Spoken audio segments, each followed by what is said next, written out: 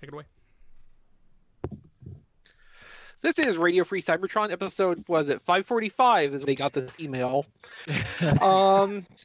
He suggested that Diecast and I do a rock, paper, scissors for hosting, but no, I'm just taking over. Well, you it's Exvee's world now. Live in fear. I thought that might be funny. I always live in fear. Jason also has to produce, so. But on that note, we are joined by our guest producer, Jason, this week. Hello, everybody. Who is also responsible for many of the other fine shows on our network. Such as There Goes My Money this week. So if you don't like it, it's his fault. Yes. Little known fact. And that was. I was saying. Sorry. Sorry. I was just gonna say, little known fact. Jason is the forebearer of James T. Kirk. Of course. Oh, that everyone knows that. I make it very clear to people. You know, that apple fell kind of far from that tree, didn't it? So also with us this week is Eric Crownover, a.k.a. Eric Crowbar. Well, or Cronover. I was going to say, thanks for saying my name right. I say a lot of things more correctly than Diecast does. Hi, Diecast. How you doing? I'm doing really good. We also have the one and only Headmaster Don. Hey, everybody. With his bowl. How could there ever be another one of that? That's not a bowl. That's the. This is the cup provided by one of our listeners. Yeah, but it's a large cup. It's filled with. Yeah, I am disappointed. Somebody find Dawn a Transformers coffee bowl, please. It's a cup full of delicious coffee with peppermint mocha creamer. Oh, nice. Alternate, if we can't get a Transformers bowl for Don to put his coffee in, could we get like a flagon? A flagon of coffee? Just the flagon with the dragon has to brew. That is true. Or a beer stein? A beer stein of coffee? Or a Yeti Maybe tumbler? Every week, Don has some different vessel for his coffee. We should get Don a pimp cup of coffee. Yeah. What I need is a nuclear vessel for my coffee. Also, we have Matt, a.k.a. Melvar. Yes, we do. Sadly, I am here. It could be worse. You could be on superhero time. That'd be better. As usual, off camera this week we have Rob Clay. Hi. And John DeLuna if he's paying attention and not playing Street Fighter. I'm playing Mega Man 4. Thank you very much. Oh, cool. Classic.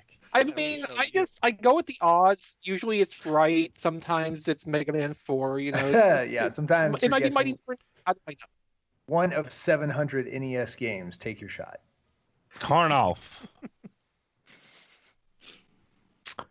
So this week, it's going to be a Power of the Primes episode because some of us have new toys this week. I was supposed to have new toys today, but I didn't. They don't come out till Q1. We're not there yet, Diecast.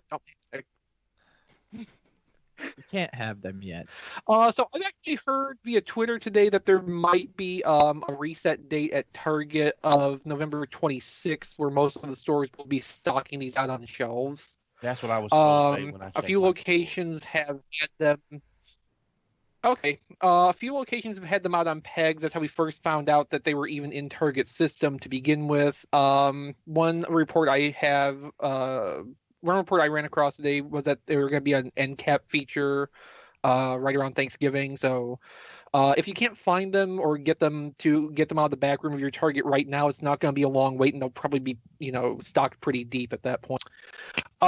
So before we get into the show, I just want to put out a reminder for our Last Night Before Christmas campaign, where we're encouraging everyone to, when they're out doing their toy hunting for Power of the Primes, their normal Christmas shopping, what have you, pick up an extra Transformers toy. There's lots sitting on shelves from the summer, maybe even a little bit earlier.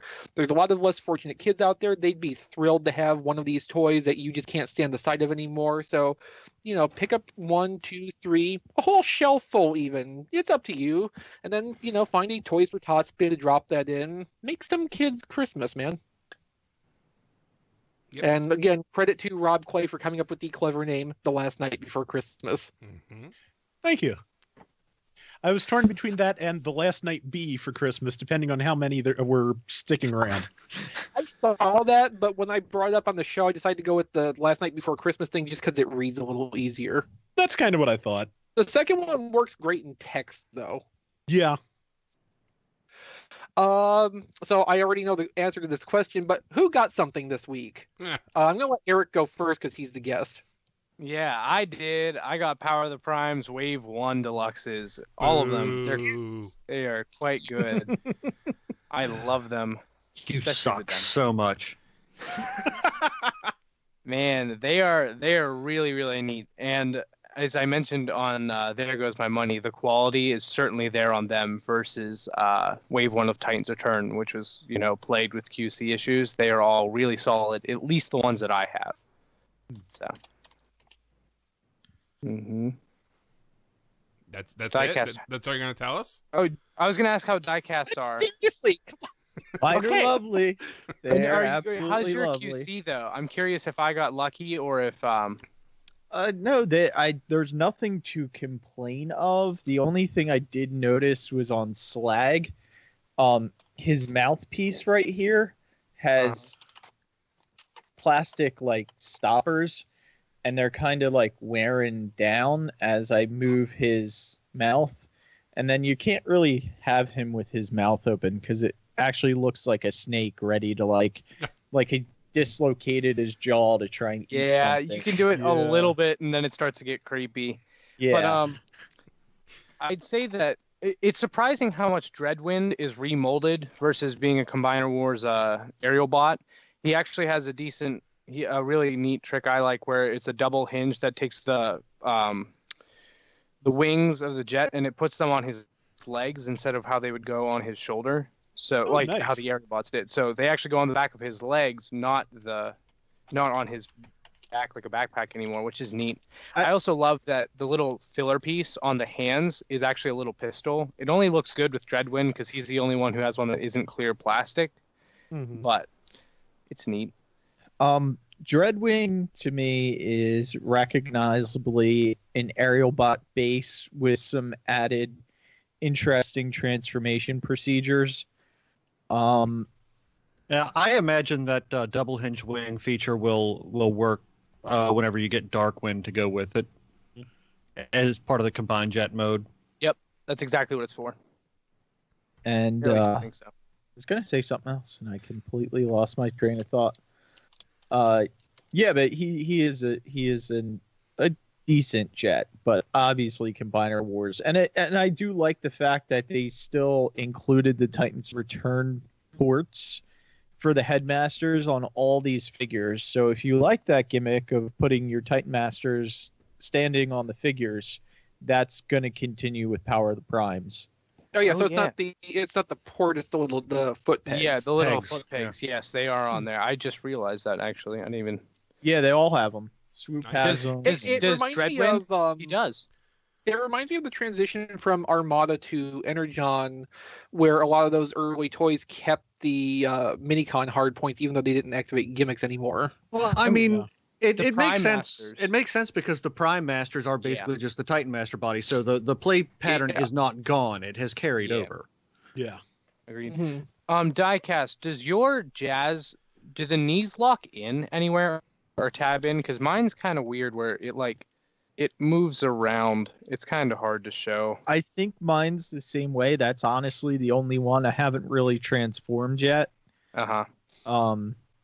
So I'm not... I like him a lot. His transformation is probably my favorite out of the four. So Yeah, he's a definitely interesting looking jazz car. Like looking at the packaging and then his back piece, I was like, that looks pretty interesting. he's a little longer and skinnier than the other Combiner Wars cars. Not a That's whole what she lot, said? but man, I like it when Kilby's here. I don't know, man. I'm pretty happy with when I'm here. Those don't have to be mutually exclusive. They can happen at the same time. I was hoping Okay, you Brian like- was going to be here because I was going to show him my Oh, that's such man. a pretty toy. masterpiece. Wow. You just have to have that on hand next week. You might have to do it during pre-show, but you can still make him suffer with it. Yeah, this was we're making a suffer. bagged version. It didn't come with a box. It came with all the accessories, just no instructions, no And the box. wheels, right? Did it come with wheels? It came with. I think it came with all the wheels. But the only thing I notice on it is the one chrome. I think it's like a fuel tank. Has a little black spot on the corner of it, and that's really the only thing I can see that's wrong with it. Not bad. Where'd you get it from? What did you say? Did you say Taobao or no? Or is that not? Yeah, it was a Taobao. It's implied always. Yeah, I figured, but He got a masterpiece in a baggie. Where do you think it came from? that's a fair point. And then I also got a Diaclone DX9 Hulky that is KO'd. And yeah, he's yellow and orange. He's Diaclone color. I would prefer like solid orange, but I have to admit I really do kind of dig that. Mhm. Especially after finding out what it comes with too. Yeah, it comes with the little Dinot dude. And I love that silver and orange. That cool. silver and orange Yeah. that suit. Is there even an official version of the Dionaut suit that's orange? I don't think so. I don't think so. I think it's like I've seen red, blue, and green. I think. And I mean, from what I've seen, those exosuit colors in the official stuff are more muted colors too. Yeah, much. And then this is the Voyager Optimus Prime that was upscaled. And the eyes were just as bad, so I painted his eyes black. I was actually Does he trying have to do the the correct outline. forearms? That stuff. No, he I actually think he doesn't. If you're does. curious, So he's I'm not not- worth $20. I'm not kidding. Not worth $20 more than you're right. He's not worth $20. Also, to our listening audience, if you have not checked out this week's There Goes My Money yet, you definitely should, because then you will understand our in-jokes. Highly recommend it. Yes. It was a great show, I have to admit. It was fun. And It's a good because I like show. Generation Toys Oh, Megatron God. so much, I got the Oh. Generation Toys Optimus Prime Optex. Here, can you just up a little bit so I can grab him from you? Just Yeah, raise here him up, you raise him go. up, raise him up.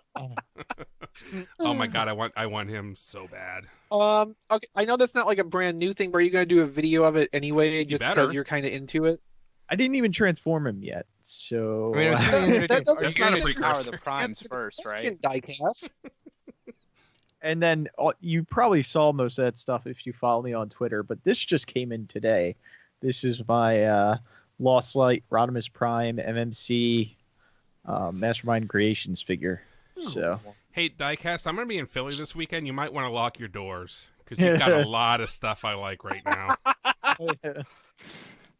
I'm sure I can find your address on your Twitter somewhere, so I'll just go for Yeah. it. Yeah, that's the thing. You shouldn't have telegraphed this. You could have just been like, "I'm gonna be in the area. Could I stop by and like see your collection for a little bit? Hang out for a little while." You probably could have walked out with a handful of stuff, and he never would have noticed. Like he wouldn't even know. It's you okay. could just- He'll you forget could by just- then. Yeah. You could just message his wife, and she'd probably leave the door unlocked for you. Hey, Kim. Yeah. Send her a message, being like, "I'll be passing by. If you want to leave like a little care package of robots outside, I'll thin her a little bit for you. So you don't have to come in the house. You'll just like swing by and pick it up on your way." Excellent. Sort of like Brian Savage dropping off John's stuff, but in reverse. Yes, exactly like that. And then the other thing, well, I didn't really get, but the Toy Hacks or Ripper labels set for Windblade. I Repro labels. Repro. You said Ripper label. Repro. Ripro. You said okay, yeah, but you said Ripper label. That's Ripper. kind of not right. Ripper labels. And I stickered her up, and She looks good. it's nice. It helps. It's still not a great, I still don't really like this mold, Yeah. but she looks a lot nicer now. It's always a plus. Mm-hmm. That's good. But that's all I got. So Don, what about you? My Toys R Us is apparently my Target is the only Target within about 150 miles that did not get any Power of the Prime stuff, according to Brickseek. But while I was there double checking, I did find the Teenage Mutant Ninja Turtle Ghostbuster figures, which is about the same size as their wrestling figures.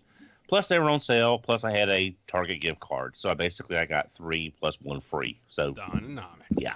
Very Yes. nice. This week's adventure in Dononomics. plus seeing Raphael with Winston's mustache is kind of funny. Kind of. Matt. Again, no Transformers related stuff, but I did get some more Mega Blocks Ninja Turtle stuff. I got Rocksteady and Bebop and some Foot Soldiers. Nice. How much did you pay for those sets? Rocksteady and Bebop weren't bad. I mean, it's each of them with 3 Foot Soldiers apiece, and it was somewhere in between $10 and $15 for a pack. Not bad. No, that's good. I got mine for 8 each.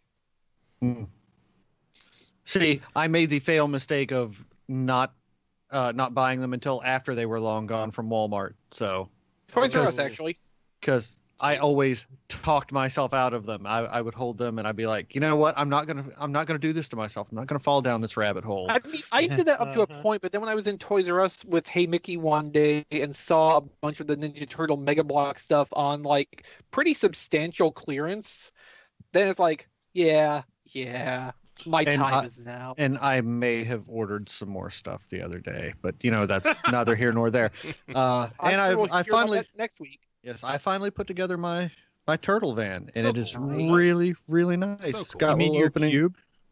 Yes, my cube with lots and lots of opening doors. Oh, nice. Wow. Very Dig it. Yeah, it even has a little Mega Bloks firing missile. Oh, cool. Oh, right. Nice. Yeah, these sets are really well done. Yeah, the Mega Bloks collector grade stuff is just like surprising quality. Yeah. Hey, they changed their name. You're using the wrong name. Yes, Yeah. they were Mega Bloks went with the Ninja Turtle stuff. Yeah, so and it's only correct mildly in that terrifying that context. it's only mildly terrifying that this is all gold plastic. Oh, Mm. Wait, they're not Mega Blocks anymore. What are they? they Mega rebranded constructs. Mega constructs for the collector stuff. Huh? I didn't know that. The more child aimed lines are still Mega Bloks. So are the Halo? Wait, it is Mega Blocks that does the Halo sets, right? Yeah, Yeah. they're Yes. mega. So So that's they're the Mega Mega constructs. constructs. Halo, Destiny, any of the Star Trek stuff. Like the collector series figures. That's all under the Mega Constructs branding now. That was confusing to me at first too, but I also don't really care for the name. But that's neither here nor there. Jason, you're next up on my screen. What did you get? All right. Well, recently? first off, I just want to say inside this tumbler with an undisclosed beverage are Autobot symbol ice cubes, thanks to the ice cube tray that Diecast gave me at Nice. TFCon, or all of us actually. Oh so yeah, I thank got you. one of those with my Cogman. Yes, Actually, So thank you for that, Diecast. I am enjoying that. Just so Matt I haven't doesn't feel used it. left out, I have the Eastman and Laird edition Leonardo. cool. Yeah. Ooh. Got him at Toys R Us Nifty. this weekend. And Transformers wise, the Toys R Us buy 2 get 1 free sale I took advantage of. So from that finally got Bisque, Yay! I have mine right here also too. known He's as my the favorite. one that Eric is obsessed with on Instagram. I love Yes, this. everywhere, I have mine in actually. hand, too. Yeah. Today's despot is blank, and here he is with Bisque. That's pretty much how it goes. And because the selection wasn't great, really the only other RID they had that I didn't have already was Ratchet. From the Okay. Ratchet's not bad. He's a little plain in ambulance mode, but he's not Yeah. bad. Yeah, exactly. I believe Ripper labels can help you with that too. Did they get a set out for him? I know that we all suspected it was going to happen, but I can't remember. If they I got- actually don't know. I'm just playing the odds here, Yeah. and I wanted to make fun of Diecast a little I bit. think Well, they as- did. As horrible as the back as his ambulance mode looks, they really should have if they didn't. Yeah. Yeah. But I think they did. and I also finally got Voyager Prime from last night. Haven't really messed with them much, but I always liked them. I just didn't want to pick them up for $30, and I was able Yeah. with the sale and stuff. Everything even averaged out to like 3 toys for like 20 or Yeah. for $50. So I was Yeah, down with that. That Voyager is definitely worth about 20 to 25 if you can pick it up Yep. at a good price because it's a really solid figure. Yeah. If you can find a good deal on the leader class, it's not like the Japanese caliber version. It's Right. not bad, but Yeah. but for the money, that's a good Voyager for $25. 30 to 35, not really. Yeah, I haven't transformed yet or anything, but just from handling him and stuff, he feels pretty solid, so I'm happy with that. And Except for not having the AO right die form. test got. Yeah. Yeah, that's what I was gonna say. and I finally took Nitro Zeus out of the box. And his What head. took you so long? Yeah. I what haven't took opened me so mine long? either. You know what I took me just so want- long? I bought Hot Rod. That's what took me so long. And I was like, why do I want any more of these movie toys? This thing is god awful. That's what took me so long. And Nitro Zeus would have fixed that. Yeah, He's well, nice. my Nitro Zeus and my Scorn are still in the box. I just haven't dove into. Heck, my Fantasy with Omega's still in the box. I just haven't had time to open them my up yet. God. Oh, Well, I've been so tired from work and everything. I mean, knowing where Don works, classified information, but knowing where Don works, I can understand why he's completely drained of energy after the end of each Yeah. day. It's Don, the don't most- worry. Still, You're, Don, open you're the getting into the doors. less busy season, so it'll be okay. Oh my God. That's just cruel. Oh man. I think we lost Don. I think he's dying. Oh Oh God. hell no! We thought Massey would kill him someday. And No, finally, that's not how that works. I was at Toys R Us with my son, so of course I was the one who got the flip changer thing, Rescue Box toys, because he doesn't need those. He's just. Did you get one for your son too, or no? Actually, I got him the Bumblebee that turns into the hover jet thing, so he did get something. But I figured these would be nice to have on like my desk at work and stuff. So Has anybody seen the Thermidor repaint yet of Bisque? nah, I haven't. No, I really, really want it. I want to have 2 lobsters on my desk. Yes. That wave has been seen in stores in Canada, but has not entered the U.S. distribution system that anybody's aware of so far. Not at Crazy. all, really. I thought I mean I haven't been paying super close attention. I could have swore I thought I saw a sighting or two, but still most people weren't. That could be another. That could be another wave bound for Ross, with it being probably the last wave of figures. Yeah. I wouldn't doubt. I have Yeah. bad luck with Ross though. I don't want that to happen. I'd rather I just said buy the it. same thing. Yeah. Yeah. Mm. Ross is always a gamble. Let's see. John has informed us in chat that he did not get anything this week. So, Rob, why don't you wrap us up? Okay, well, I managed to make a few sales on eBay this last week, just in time for Titan Turn Arcee to be sold out on Toys R Us's website. Oh, So Diecast very graciously hooked me up with one at cost, and I really like this. Thank you, Diecast. No Hey, problem. Hey Rob, I'm going to apologize. 'Cause I had a spare, obviously, But I sold it on eBay. but no, but I really was going. I was debating on whether to give it to you or not, so you could get one. And I have to say, I was kind of glad when I read that Diecast found you one, so I didn't have to give mine up. So Don, I'm I would not I'm want to s- take one from you anyway. I'm You sorry. fought so hard to get this thing. You deserve as many of those as you ever want to hoard. So I'm And- sorry about that. You're half the reason I really wanted to get one of these anyway. So I, Yeah. you like I said, you worked so hard for this for so long. I wanted to have one of these. Yeah. But yeah, I really like the figure. I like that blur mold in general, and it's just doing this weird like Benjamin Button thing for me, where every one I get has slightly better tolerances than the one before it. Like the Wave 1 blur I have is kind of floppy and loose. Brainstorm's pretty good. Nautica is solid, and this is really, really firm. So I have no idea what the deal is there, but yeah, it looks good. I like it, and now having handled that box, this was definitely intended at one point to be a mailer for the Collectors Club, because it is the exact same grade of cardboard that they used for their Star Wars mailaways that I got a couple of years ago. Oh wow, huh? So I can, I asked my brother, because he got that like prototype Boba Fett too, and he said, yeah, that's the exact same grade of cardboard. I remember that. So I am just looking at the design and all. I am 100% certain now these were going to be part of a collector's club that is probably not happening at this point. Huh. Yeah.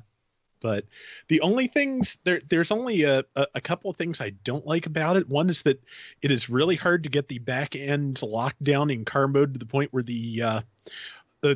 there's not some pink plastic showing through between the white painted parts. And it's just practically impossible to reuse that packaging in any constructive way. Yeah. Yep. But yeah, otherwise, really happy with it. And thank you again, Diecast. No really problem. appreciate that. do you like the Magnus? I do. I like, having seen the Scorponok that goes with grotesque, it really kind of feels like they're of a piece. They are both done in a comic kind of style. There were a lot of comic artists that, especially in the UK, that drew Ultra Magnus as though he was wearing like a set of like, aviator glasses. Yeah. Yep. And yeah, so now I really want to get that Scorponok head even more just to have them because they feel like a set. And also, this just makes me once again regret that we didn't get like another Jeff Senior styled Thunderwing in Siege on Cybertron. But I like the Magnus. I have put it in a small container because it's never going back in that box, and I don't want it rattling around in with the other non-metal Titan Masters and chipping all its paint off. Mine's just laying on my shelf. With that. Bad plan. Yeah. So, on the subject of grotesque, I saw Toys R Us in Hong Kong is actually selling those on store shelves. Oh, hey. Yeah. That's weird. If you can imagine trying to sell that kind of packaging on a shelf in a store. That's strange. What am I buying? Just buy it. Don't worry about it. The picture I saw, they had one opened up as a display, like to demonstrate this is what's in these packages. Please don't It doesn't steal even it. have it doesn't even have the name on the No, it doesn't. the box. So that would it's a mystery. If we have any listeners in Hong Kong, hi. He doesn't need the whole thing, just a claw hand. I mean, You I'll can take keep the claw rest. hand, but if that's what it takes, I'll get a second one. I don't care. I just need the dang claw hand.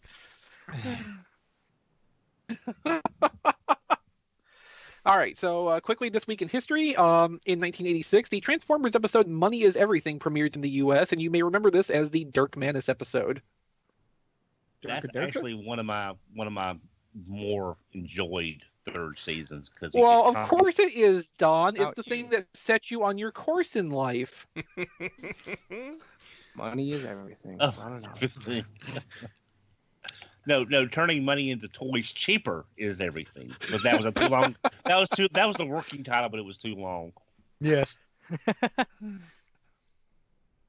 Yeah, I mean, I think they probably thought it'd be like that Star Trek episode, Is There in Truth No Beauty, that nobody would ever be able to remember it correctly after the episode had aired.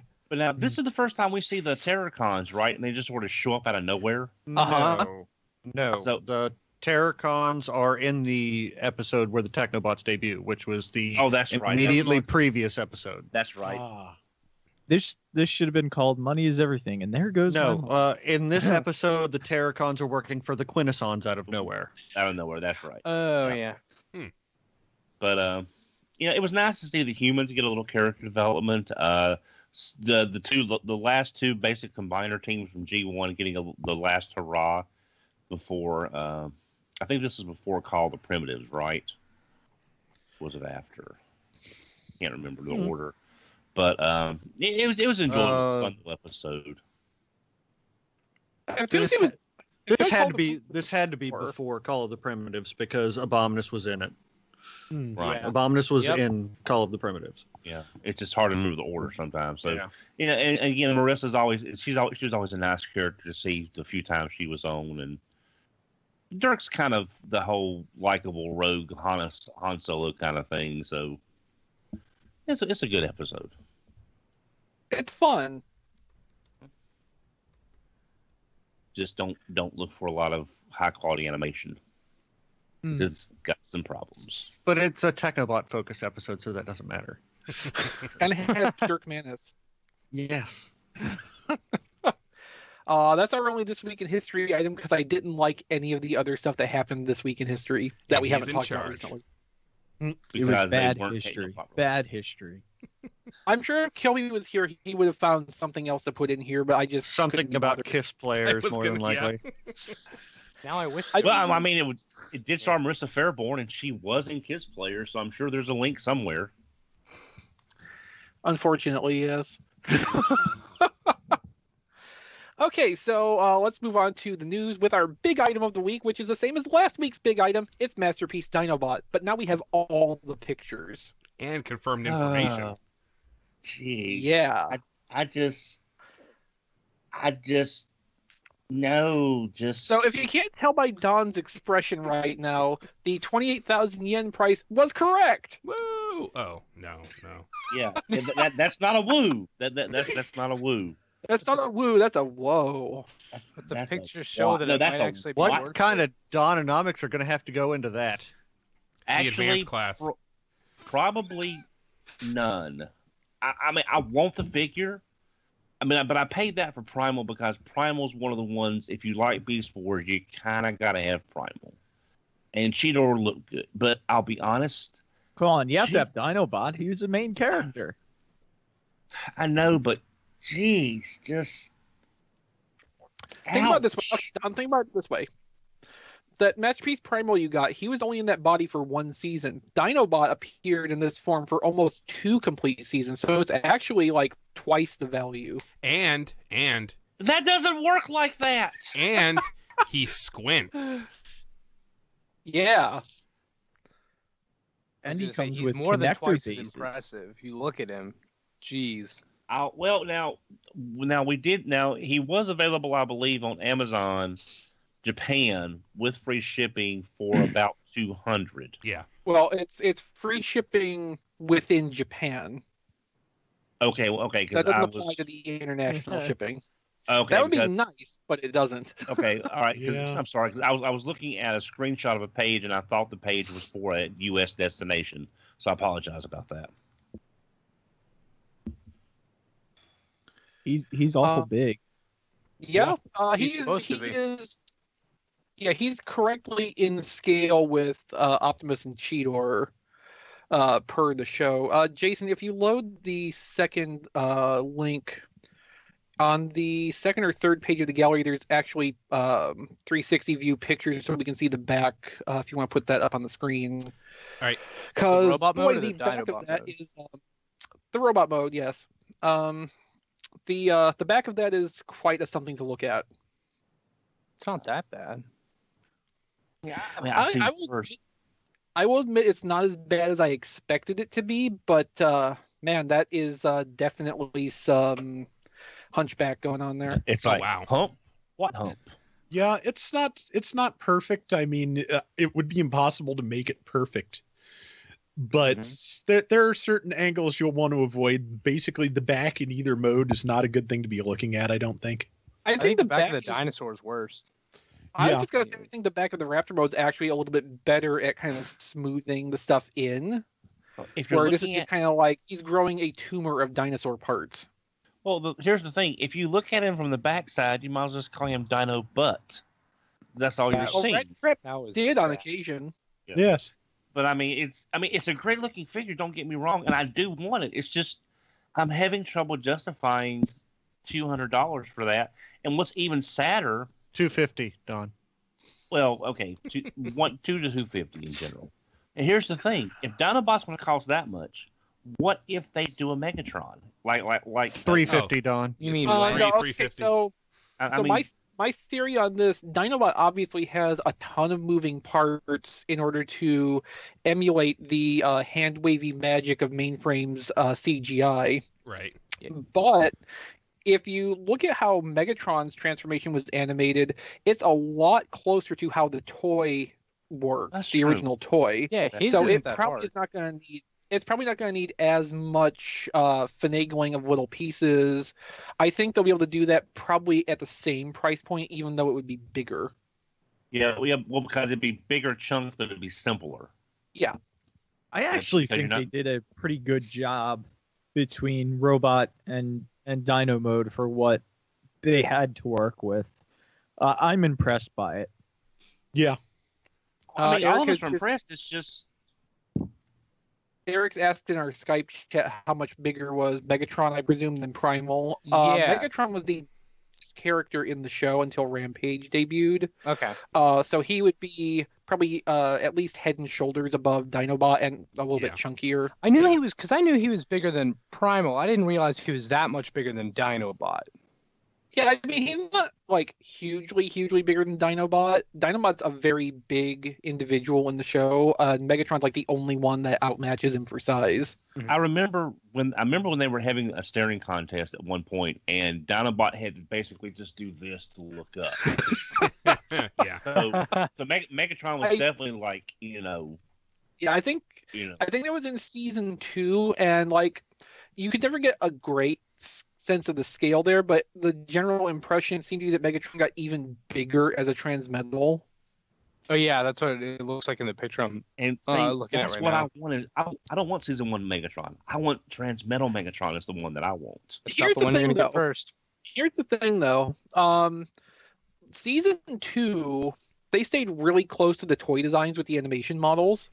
So while, yeah, you would definitely get like more detailed, better looking representations of those original designs, you wouldn't get a whole lot of like new innovation out of that. I would really I'm not going to buy the Beast Wars masterpieces at all, I don't think, because it's not what I'm impressed they exist. I'm impressed the engineering's gotten to a point where they're possible to replicate those CGI models in actual transforming physical objects.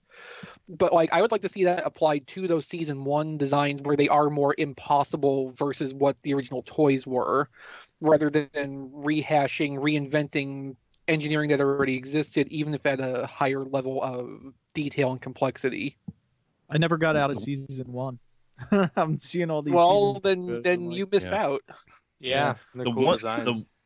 The one thing I'm glad about is them by them doing Dinobot and proving that they can take that CGI magical black magic transformation dust and actually make it into a physical representation means they've pushed the boundaries again on what they're able to achieve with the current toy technology, which I wonder how many characters this might open up later on down the road by them doing this that we didn't have before Dinobot was actually came into existence. It's just, I mean, I'm just sort of curious what this will lead to that we didn't think we would be able to get before now. I mean, I think at this point, with what they've accomplished with Dinobot, the next biggest challenges they would probably have would be to do either Pterosaur or Black Arachnia.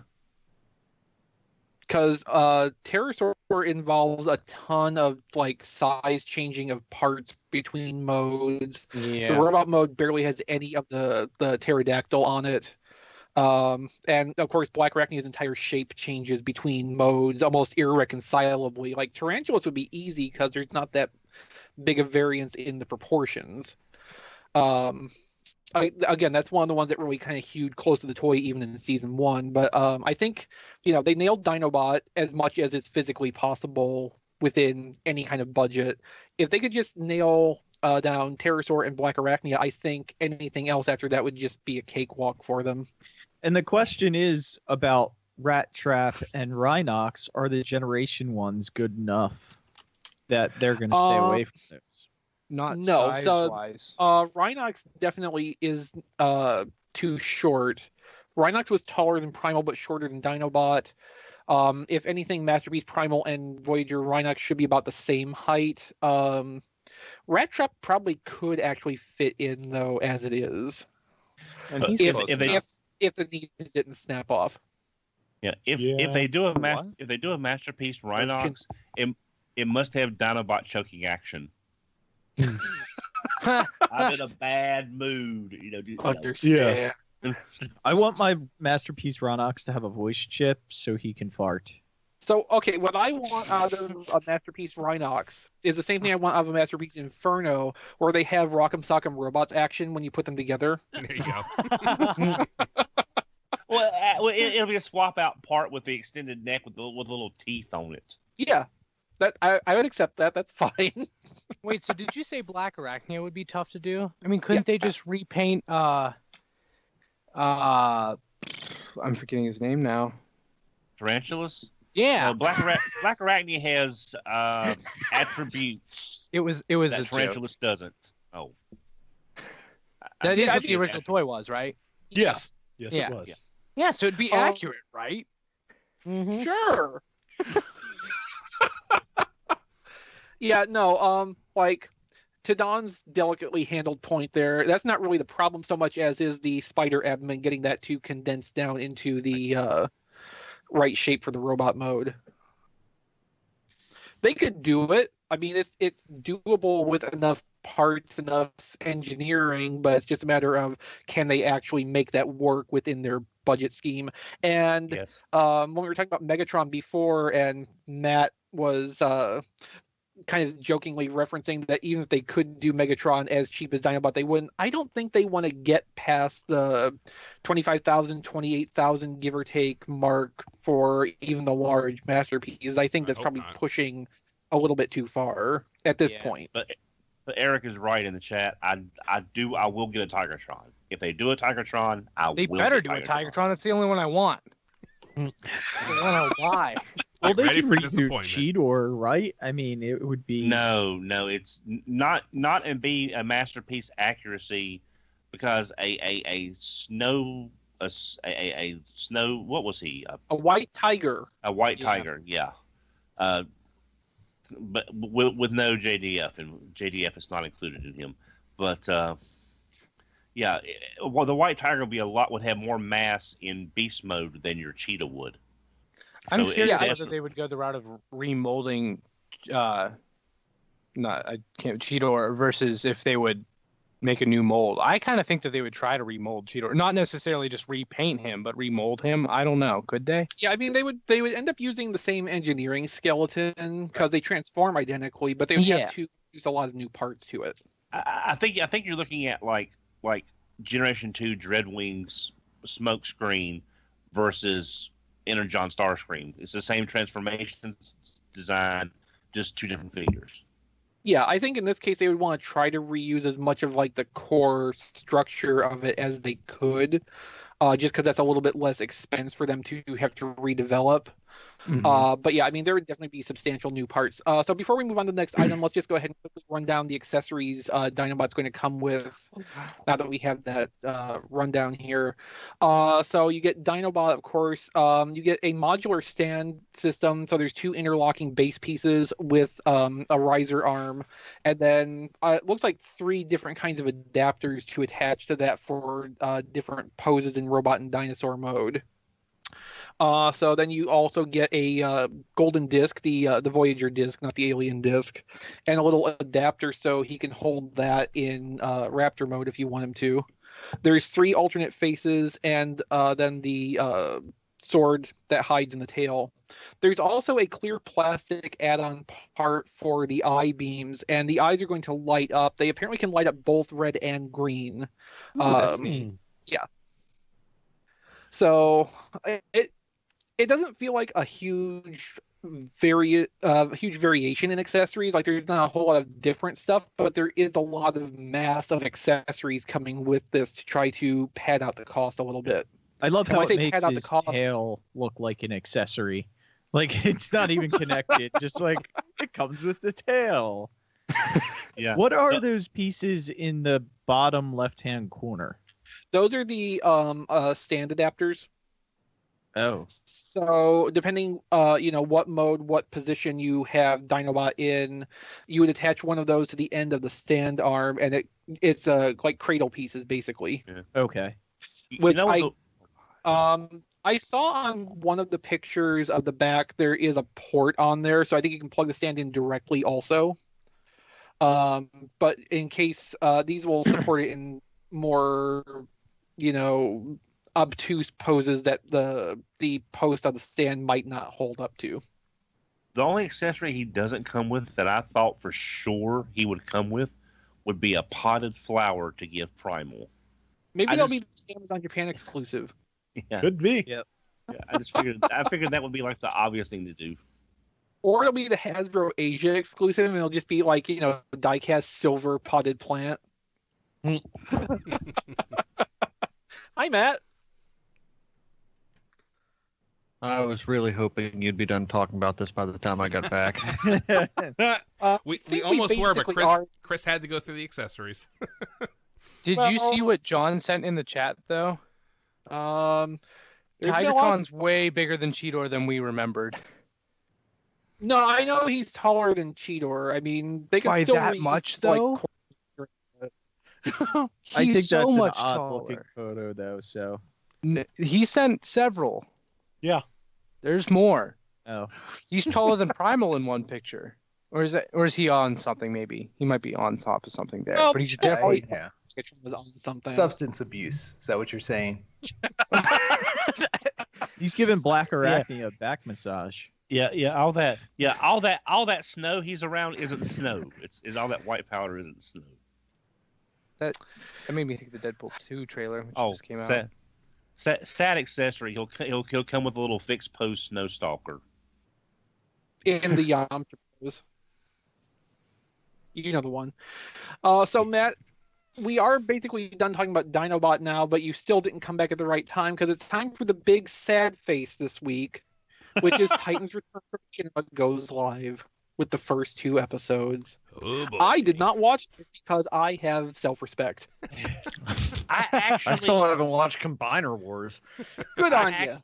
Oh, you didn't? I actually did watch it, and I didn't hate myself afterwards. I'm hanging up on Dawn.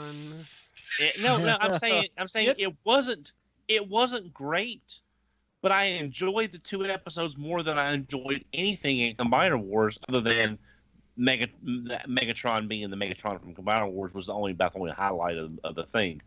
But I didn't hate it. It is significantly better paced than the first one. The longer episodes did work out as I hoped they did. I don't think so far it's not really grabbing me as anything as spectacular, but it's also, it's also not a hilarious train wreck, which under, the Hey Mickey rules may actually be a downgrade. But the most noteworthy thing about it, to me at least, is that they actually got Victor Crowley in to do the Combiner Wars recap narration. Yeah. Is it actually him? Yes. It is actually him, per Chris Wow. McFeely. Now, I will say this. I think this should be like the Transformers Lost Night with a giant asterisk. For a machinima-produced Transformers series, this is a lot better than the first one. Well, yeah, 'cause, like the summaries I've been hearing of these first 2 episodes basically boil down to the writing is better, but all of the technical components of it are just as bad as the first time. Very The much. audio That's mixing, entirely true. yeah, because I think because several people, including Evangelist, pointed this out. The audio mixing is absolutely atrocious in some. I had to put my ear to my speaker to understand what Hot Rod was saying when in a couple of his scenes. It's like I'm literally having to put my ear on my computer speaker to understand what he is saying, and I'm still having to replay it 3 or 4 times to figure out what he's saying. And the trailers kind of prove the animation hasn't improved either. No, it really hasn't. Like, I mean, there might be a few minor improvements here or there, but it's still got that Zoid's Chaotic Century frame rate. I enjoyed the fact that the Mistress of Flame is like, Optimus, you should probably stay. And Optimus is just like, you guys got a mess here. I'm just going to let you guys clean that up. Bye. Yeah. And yeah, then it's like he drives away by driving away, turning around, and then whipping past the Mistress of Flames. Like, apparently that's the Cybertronian middle finger or something. I don't know. Yes, he stops to honk goodbye, like right in front of her, and then leaves. Goodbye. But no, that's like in I hate to say it, but in terms of the voice acting, the Mistress of Flame is kind of a drag on this. Mm-hmm. She does not know how to do formal without doing stiff, and it is really not her performance. I'm sorry to say, is really not helping this at all. Yeah, it's just kind of like she should be coming across as like, regal, like kind of a queen like, and she's coming across as like she's reading from a index card with no vocal inflection. Mm-hmm. Well, considering that the voice direction to Will Wheaton was basically, hey, make sure you sound like Will Wheaton, I don't know who's voice directing this thing, but wow. Well, it could have been worse. It could have said, make sure that you explains a lot. Voice direction. I figured out about 12 years ago when a Gundam game called the Gundam Mark II, the Gundam MK2, that voice direction is a grossly underappreciated position. Oh, yeah. Yeah, I think we had that epiphany at the same time, even. Probably. Well, we both had that game, so yes. Yeah. It appears Diecast and Eric are bored with our conversation about Titan's Return, and frankly, so am I. So let's move on to the other news. Okay.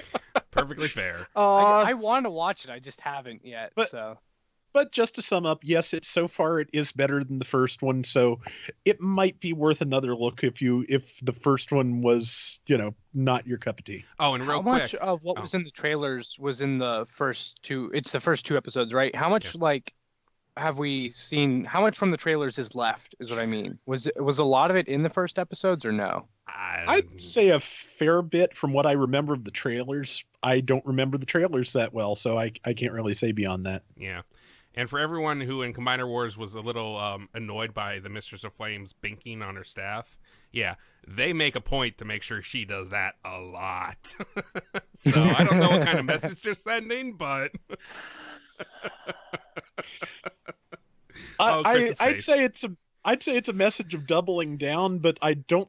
Luckily, they didn't double down on the rating, at least so far. Yeah. I mean, remember, this was the Game of Thrones of Transformers. In that we wish everyone would die. Someone somewhere apparently said that, and they quoted it. Yes, they did. So, moving on to the rest of the news, mercifully. Though this kind of came up, developed, and fizzled out all in the course of the week since RFC last week. Hasbro Mattel takeover rumors swirling. Optimus Prime, Barbie to finally wed. Jack wrote that headline, I believe. So I'm just going to sum this up by saying that via other sources, it appears Mattel is still not actually interested, and this was all on Hasbro's side. Okay, that's how it's been for a while. We should just start saying Disney's going to buy Hasbro again, and that'll probably be Eventually. next week's news. And also, I did predict that within 5 years, Hasbro to Mattel. I was wrong this time, but it's coming. I will be right. I mean, you still have 5 years. I know, exactly. I gave myself plenty of leeway. That's the best way to always be right. Just say things vague enough that eventually it's going to come true in some context related to what you said. These are the secrets to Exvee's success. You know what I learned about this is I learned that Hasbro is a lot larger than Mattel, which I would not. They have been guess. for a little while now. Yeah, Mattel I would not have very guessed that. strong in its very specific fields. Hasbro is more about trying to grow themselves into new areas, diversify, keep cycling themselves forward so they can keep going and still have this power. With Mattel, it's basically, hey, Barbie's been popular. Let's stick with that. Mm-hmm. Yeah. They did acquire the Halo license, in all fairness, so they did get a license. And they also acquired Mega Blocks. Yes. So, I mean, You mean they Mega have been working. Constructs? It is now. It was still Mega Blocks, so it was probably some of their geniuses that decided let's make the collector brand its own imprint.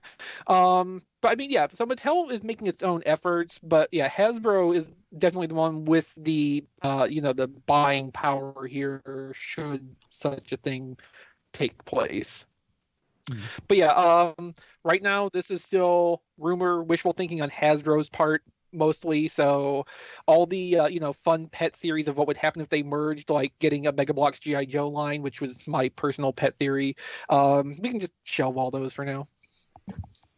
Because really, there's no other way to advance G.I. Joe at this point than to, I think, just commit it fully to like building block toys with little mini action figures. Well, yeah. To be fair, I mean, That Hasbro's really not doing much with it anyway. They could just license it out to Mattel. Does anyone want it though? That might have sounded mean, but I mean, I don't hate G.I. Joe, but I'm saying from a company perspective, do you really want it? Well, I loved the G.I. Joe Creos, but they didn't do well. Yeah, exactly. That's what I'm saying. No, I don't think anyone really wants the license because there's nowhere that it's really seeming like it's going to go. Well, that's the thing. Like, G.I. Joe has potential, but you need the right people with the right mindset who are willing to take the chances and try to evolve it into something that will work in today's today's reality, pretty much.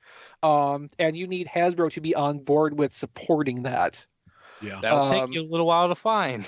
Right. Getting that whole handshake to work out is the stumbling block, and I don't think that's a small part of why it keeps getting pushed off and off and off. The supposed G.I. Joe relaunch that we've been hearing is going to happen since about 2012. They're like, hey, can we have another G.I. Joe movie? No? Okay, never mind. Cancel the remake. Yeah, it's going to be hard to get a toy line started without another movie. Yeah. Okay, so Rob, you're going to have to do the heavy lifting on this next one. Japanese comedy duo Downtown to become headmasters for Japan-exclusive Cerebros recolor. Yes, I did a lot of research for this one because it's Bless you, bizarre. sir. Thank you. Okay, so yeah, this comedy duo Downtown are one of the longest working and most respected comedy groups in Japan.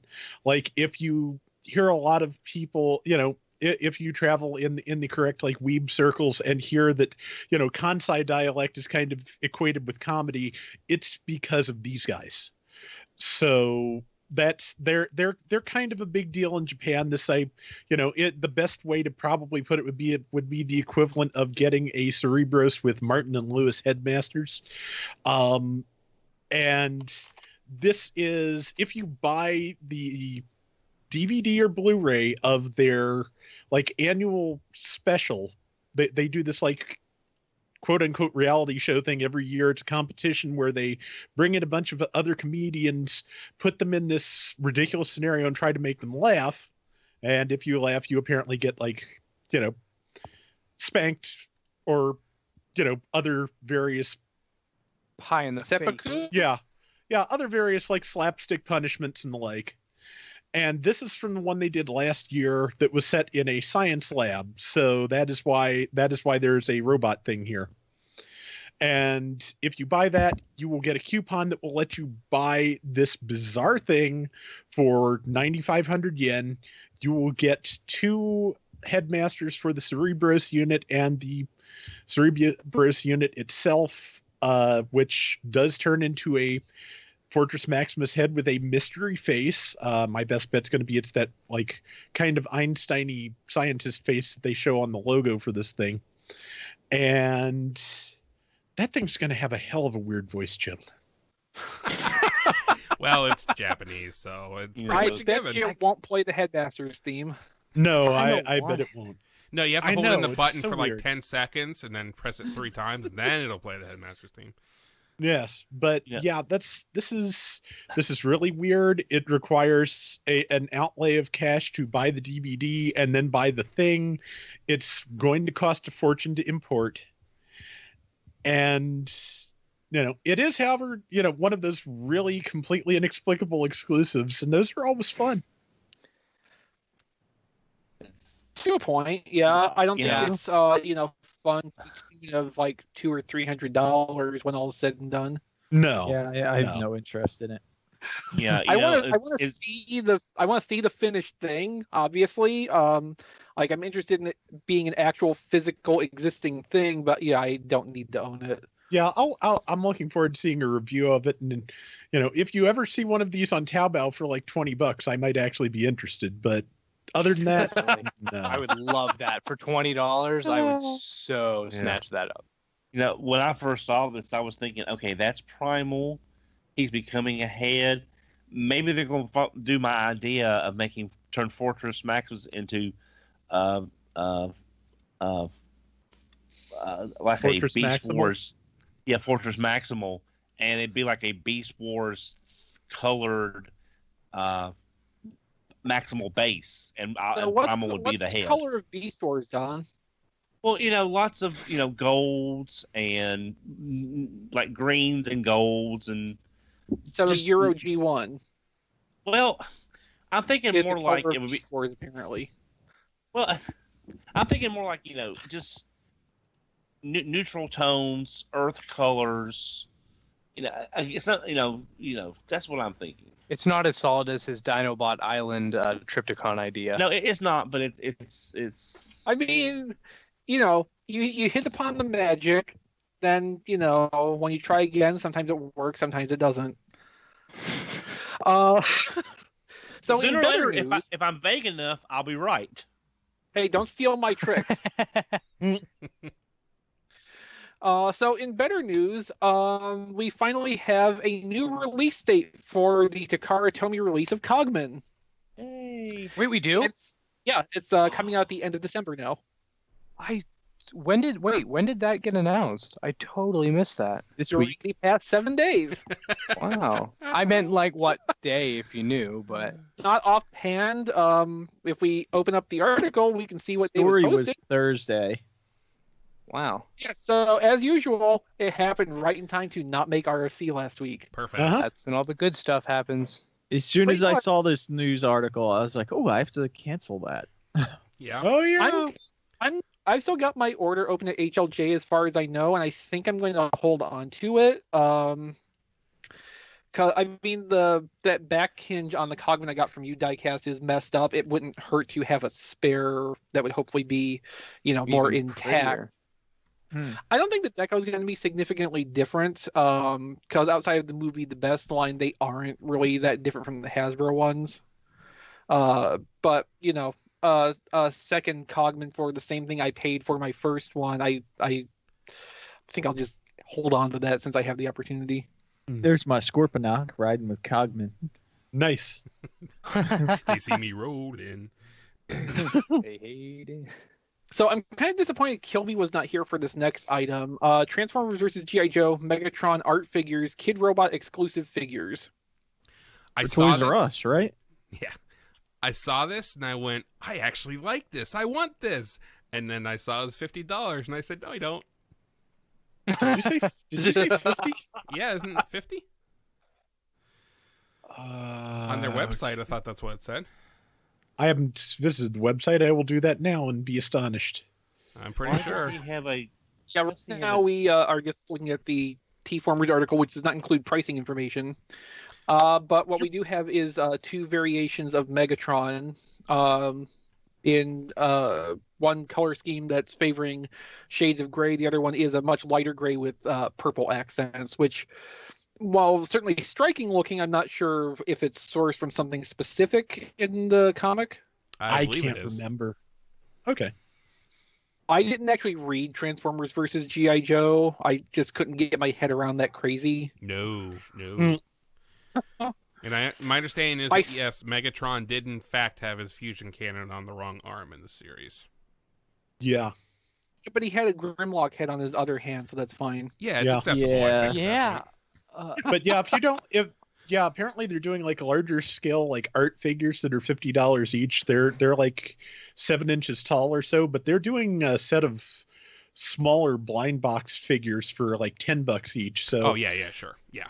yeah, probably if you want that version of Megatron, keep an eye out on eBay because you'll probably be able to pick one of the smaller ones up for like $15-20. And I mean, there's just as likely to be some kind of code printed on the package that can be figured out for what the contents are. Almost everything has that. Yeah. Yeah, I'd go in for a blind bag, no problem. It's just when I saw this, I thought, oh, this would be a cool figure. And then I went to the website and went, oh, well, okay, maybe not the big, because I would like the larger size, but no, I'll blind bag it if it's going to be that much. Yeah, it's interesting. This is what got tapped for one of these, art figure projects like this. I mean, given, it's a lot like, well, some people are not going to like it, but it's a lot like anime. The fandom that exists around it is very passionate, if not large. So it's cool that they've got a little something they can hold on to finally. Yeah. So up next, movie Masterpiece Barricade has been officially announced with new photo and official specs. Looks pretty good. I don't know. I can't get excited about this figure. Why is the face Why white? not? I don't It's know. I think it was silver, only the original isn't it? toy. Isn't it? And, I thought it was silver. Yeah, it looks really white in the pictures, but yeah. And he doesn't come with a frenzy, which kind of bothers me. No, but That's a good apparently he point. has a moving mouth plate. So I think you can like pretend he's talking, like move his mouth, I guess. He doesn't have a voice chip, but don't I swear need there's a mine feature I to saw talk. somewhere. I wonder what question we'd make ours ask. My friend wouldn't What's let wrong that with go. the headmasters?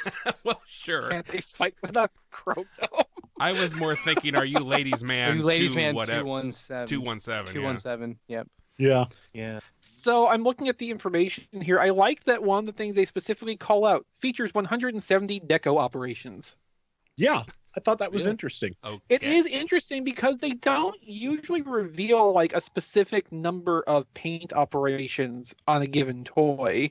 So it's kind of distinctive that they're calling that out in particular on this one. Well, Yeah. Barricade always had a lot because of the Punish and Enslave and the Yeah. Police and the other logos that he had on it. So I guess they want to be like, it's going to have all those logos that you expect.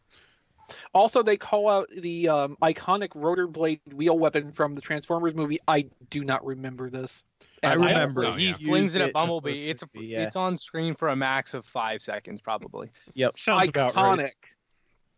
I only Quite. remember it because I've got the like movie masters figure for the first movie of Barricade, and it came with that because they had like knockoff Revoltech joints, and I was kind of Oh, interested yeah. in that. I'm surprised it doesn't have the extending headlights with like the claws on it. Well, Yeah.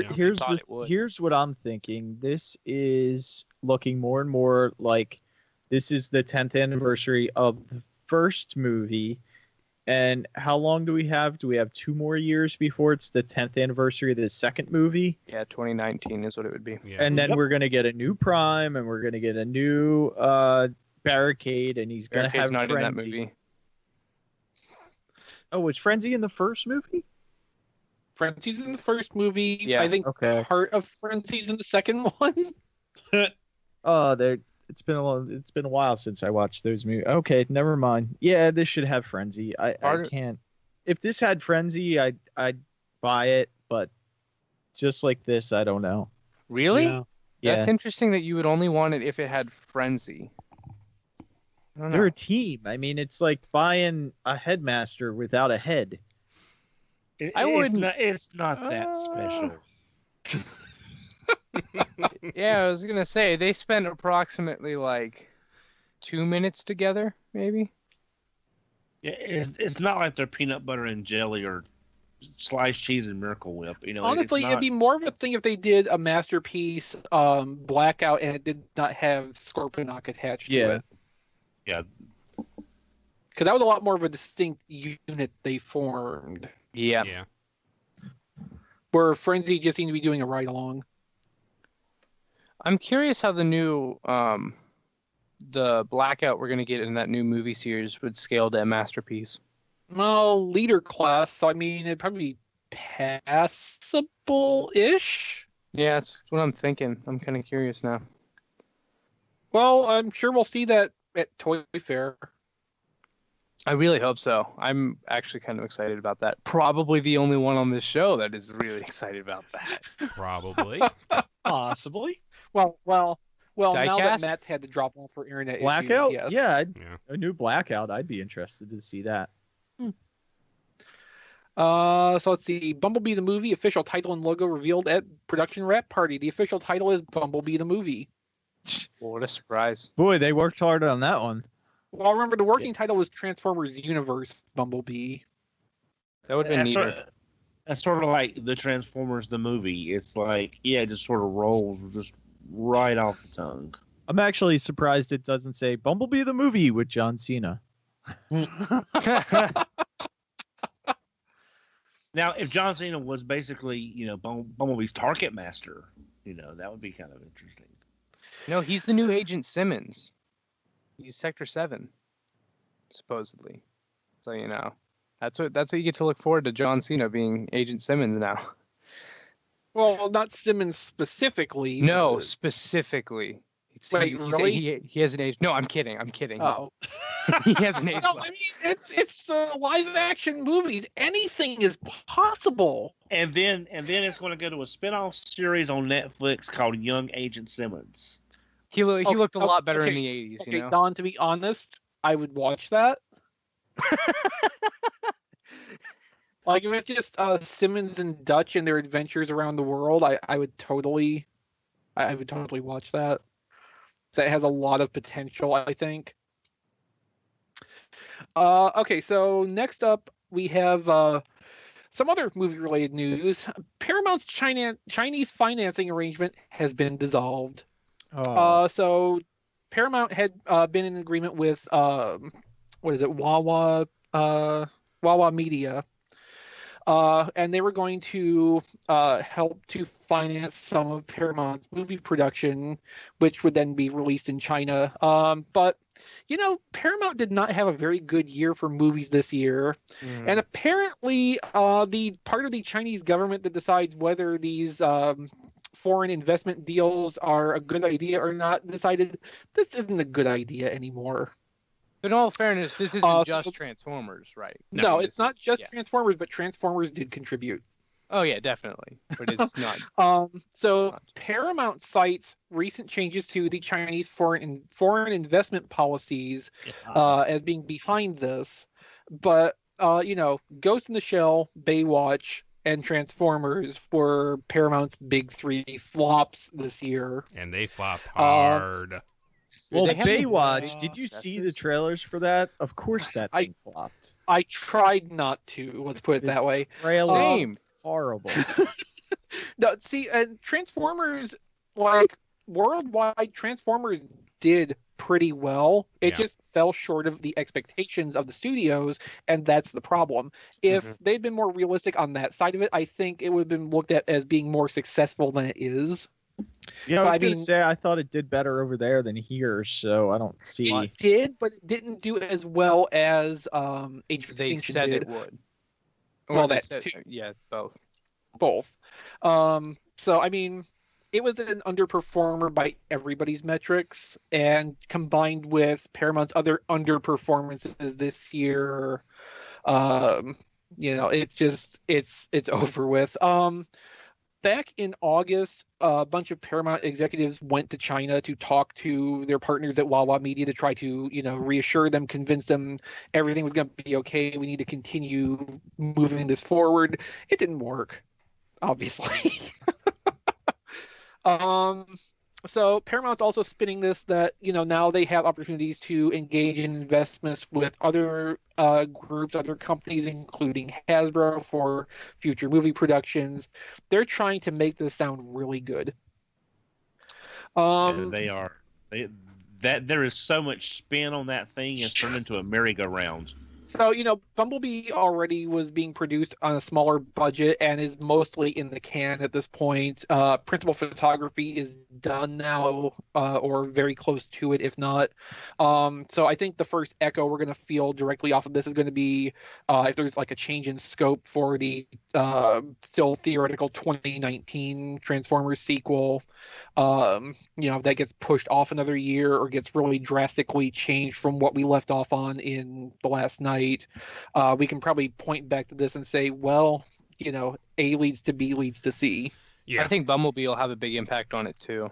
Yeah, it will, definitely. I think that'll have the biggest impact, probably. Well, yeah, it's got John Cena in it. How could it not? As Agent Simmons, yeah, we've been over this. Well, Baywatch had The Rock, and that did so well. Maybe they should put The Rock. Yeah, I know it had The Rock. It sunk. The Rock almost got in Transformers 4. But anyways, he was almost. So threeA presents new exclusive G1 Ultra Magnus high-end licensed figure. Now, Diecast, you must want this. It costs a ton of money. It's too skinny for me. I don't like the proportions on it. I agree with you. There's just something about the way that the proportions of the torso just kind of meld into one another. There's no clear definition between the upper and lower torso. It's all just kind of an amorphous blob. It just doesn't really do it for me. If you're going to do G1 characters, you need defined shapes. They need to be boxes. Yeah, they had a threeA table at TFCon, so yeah. I think everyone there got to see them, and I wasn't impressed. Yeah. Basically, it's another white Optimus. Thanks, Dreamwave. I really like it. I'm not gonna buy I it. always like that, starting with Dreamwave, the Cab Robot Ultra Magnus got acknowledged more. Yeah. Because it's easy to just focus on what was in Transformers the movie with the trailer armor, I liked having that alternative be kind of a thing in the consciousness, but I mean, this is definitely outside my area of collecting. threeA is also the one that does the high-end movie design figures, right? And those look a lot better if you're into movie designs. Mm-hmm. Yeah.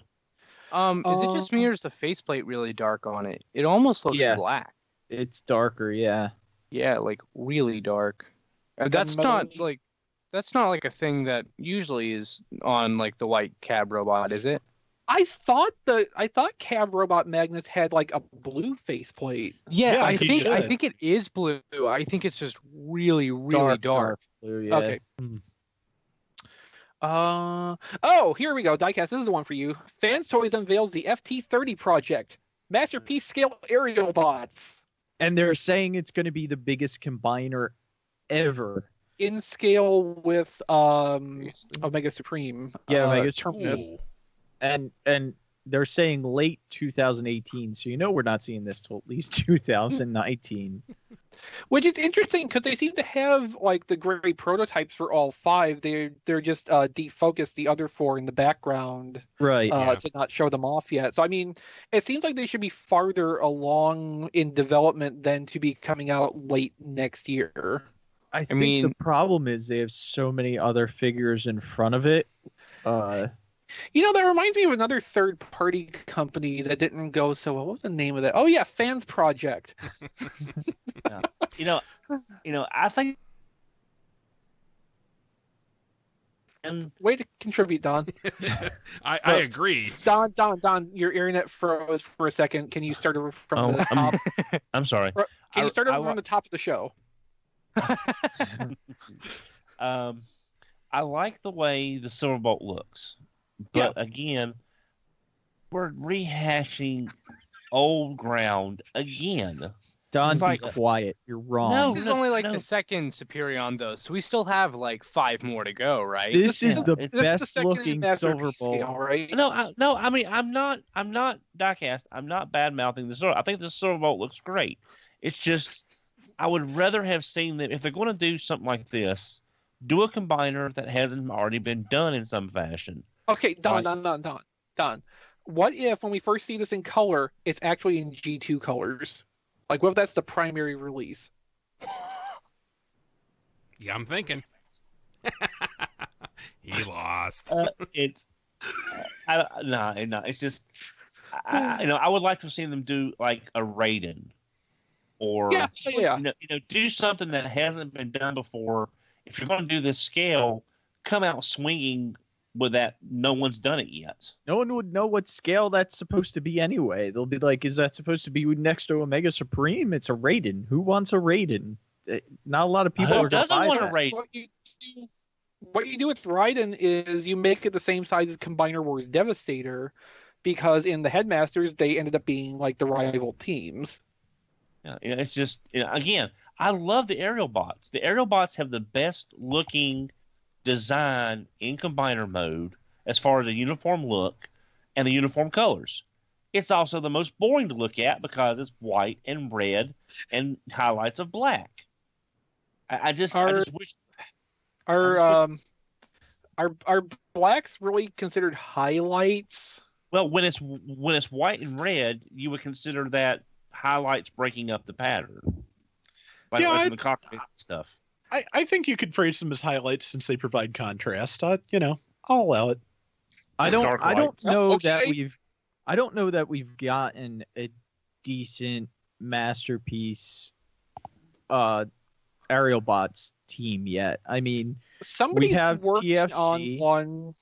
The Zeta TFC one Toys. wasn't Masterpiece scale. Yeah, Zeta Toys is working on one, but I don't think they've released any yet. They haven't Or if they released have, it's any, only 1 or 2. and they're kind of unknown. We know that at one time Yeah. they were connected with Toy World. So I mean, we can't really say at this point that there's not a good Masterpiece scale option besides this one, because like you just pointed out, the Zeta Toys one is an unknown quantity. It's a risk, but it might also turn out to be a good project. I like the way this Fans Toy Silverbolt looks. They've captured a lot of the embellishments of the cartoon model pretty well, which for what Masterpiece is right now, I think is more in keeping with the style of what you might have otherwise on your shelf. But, I'm not prepared to say, like, this is the one that we've been waiting for. This is the one that we need to have. The other one could be just as good, too. It's also not really rehashy because it's only the second one and neither one's come to market yet. If we get 2 or 3 more in the next 5 months, then, yeah, we're back in Springer territory. But right now, I like it's it. kind of I'm it's going a to toss get to it. wait and see. Oh, Yeah, I'm we gonna get knew it. you were going to get it. Yeah. Yeah, I knew as soon as I saw this come up, well, there goes Diecast's next $1,500. Oh, Oh my don't make God. it. How much is it gonna be? I mean, Mhm. Silverbolt's probably going to be. Around 200 probably. Oh, If they're God. making this, if they want this to be the biggest third-party combiner so far, like Diecast is saying, it's gonna have to be pretty big and pretty beefy to support that. So it's probably gonna be up there. Yeah, I heard biggest combiner so far, and then someone asked, is it even bigger than the Toy World Devastator? Because I think that's one of the biggest combiners that we have right now. Yeah. And I don't know if we got an answer on that yet, but it was stated by Fans Toys that it's going to be the biggest combiner. But you won't know how much Silverbolt is until you've already bought the limbs, because that's why they released Torso Bots last. That's definitely Yeah, why. no, show Like, them I'm not first, even kidding release about them last. release the most expensive one last when they already have the other parts, so they have to finish it. It's Mhm. exactly Well, why it looks like Silverbolt's Silverbolt's last. going to be first, so Well, we'll see. It would be breaking the trend. I mean, I'm it is. just kind it of is- upset. It's labeled FT30A, so yeah, presumably it would be the first release, but things happen. Well, no, that's Mhm. the first part of Silverbolt. Then the second half of Silverbolt will come out. Yeah, so FT30A, you get like the robot parts. FT30B is all the parts to strap on for the jet mode. Ah, yeah, see? Exactly. And then C is the I am part. disappointed that this wasn't Masterpiece Unicron, because I'm waiting for them to do Oh a my Masterpiece God. size Unicron, which should so be. you can live in it. Yeah. So it can sit next to Well, me. no. Maybe not Well, live on in the it, show, but, Well, like, after Kim kicks him out, he'll need a place he to may not be live. able to live in it, but he could probably use it as like a hamster ball, a human-sized hamster ball. At any rate, the box it comes in will easily be a storage shed for you. I mean, Yes. So, I mean, Transform- it's Done, no we're done now. Unicron. Transformers once again fails to enter the Toy Hall of Fame. You won't believe what beat it. A stick. Not No, quite, no. But it's made out of trees. Yes, at some point in its past life, it was made out of trees. So the 3 new inductees to the Toy Hall of Fame this year were the board game Clue. Okay, fair. That's fair. The Wiffle Ball Yeah. and the paper airplane. The feel paper like- airplane doesn't count. No, Well, it does it's not not. something you sell. Like I don't know. Well, I okay, feel conflicted Here's the about it. thing. It could have been worse, because also up for nomination this year was Sand. Oh my god! It's everywhere. Get used to it. For all the Star Wars fans out there, I wish Sand would have made it. That would have Yes. been hilarious. God, I want that to happen. I love Like, Diecast who's voting made it. for this stuff? Are they like 90? Well, you have I'll say sand. yes. That's what I played with when I was a kid. Oh man! And next year we're going to induct Kill the snow to pail. Get my Next year Yeah. we're going to induct the pail, because that's how we played with our The sand. year after No that will be water, because you put water in the little moat around your sandcastle. yeah. A and toy. And then 1 year it'll be the little toy rake and the shovel to go with the pail to go with the sand. And if it's an old Jewish guy, we're going to get the dreidel is going to be next year's inductee. Oh boy, I was really scared where that was going for a second. So our last 2 items we can go to quickly here. We have new stock photos of Power of the Prime's Leader Wave 2 Rodimus Unicronus, which shows the small hot rod component being fairly closely based on the shattered glass hot rod design from BotCon years past. And the Rodimus mode being more its own thing a little bit. But it does have a new head with the visor and the Macho Man mustache. Yeah, all I can say of this is, ooh yeah. Machismo. It's No, growing on like me. more of a snap into it kind of thing. Yeah. Well, And then we also have partial case assortments for Wave 2. We have details for the Prime Masters, Voyagers, and Leader class. Some of this will sound familiar if you remember a series of leaks from a little while ago. So Wave 2 of the Prime Masters will be introducing Alpha Trion with the landmine decoy suit and Alchemist Prime with Submarauder. That will be carrying forward the Liege Maximo Prime Master with the Skullgrin suit and Vector Prime with Metal Hawk. But it will be dropping Micronus Prime with Cloudburst from the Wave 1 assortment. So get that one while you can, I guess. so Next up is Voyagers, which will be one each of Elite 1 and Hunger, because apparently Voyagers are now predominantly cases of 2 instead of 4 like they used to be. And Leader Wave 2 is one each of Optimus Prime and Rodimus Unicronus. When are these going to be out? Because we haven't even gotten an official announcement on Yeah, Elite so 1, the, right? So Southern Hobby Supply, who has this information up, has these marked with a December 18th availability, but I think that's just the date for when they can sell Wave 1. Also, I'm getting confused now. I know that this isn't part of this news item. Which deluxes are supposed to be in Wave 2? 2 more Dinobots. Darkwing, right? And Cutthroat? One of the Terracons. There's 2 Dinobots, a Terracon. Dinobots, Blackwing, a Terracon, and I want to say Moonracer. I think it's a I think it's a Moonracer might be too. 5-figure wave. So we have to wait another. Wait, oh yeah, it is a 5. I was thinking because that's what I was confused about. I was thinking about the 2 Dinobots, and I was like, is one getting pushed back another wave to Wave 3? No, I think you're right. I think we do have a 5 deluxe wave. Yeah. Hopefully. We're waiting on official confirmation from that on that, but that is what was leaked, and everything that I don't think they've shown us. Yeah, I guess they have shown us 3 waves worth of deluxes at this point, but it seems to all line up with the leaks pretty well so far. And I that's would the wave say- before the price increase, right? No, Wave 2 is when the price increase is supposed to hit. Oh, I thought it hit with Wave 3 with the main Terracon wave. Maybe it does. Could be. I thought, I wouldn't mind getting an extra wave of the lower prices. especially yeah. because you get an extra figure in that wave too. So Yeah. Yeah, that would be great. yeah, I think the way Power of the Primes is already hitting stores, we may be able to see this wave in January. It's possible. Oh, I hope not, because like that leak, we only have information on 3 waves for most of the price points. So I mean, if we get Wave 2 in January and then Wave 3 in like March or maybe April at the latest, Yep. we might not have much generations left for the rest of the year. Yep. I mean, like, there's a lot of movie stuff that they're pushing forward for this year, but I mean, they have not been suspending generations for the movie in quite a while. I hope they're not going to start that again. I yeah, don't not think since they Age of are. Extinction, right? Or did they even do it with Age of Extinction? No, Age of Extinction was, I think, when they first started letting generations keep running alongside. Yeah, I Yeah. think you are right.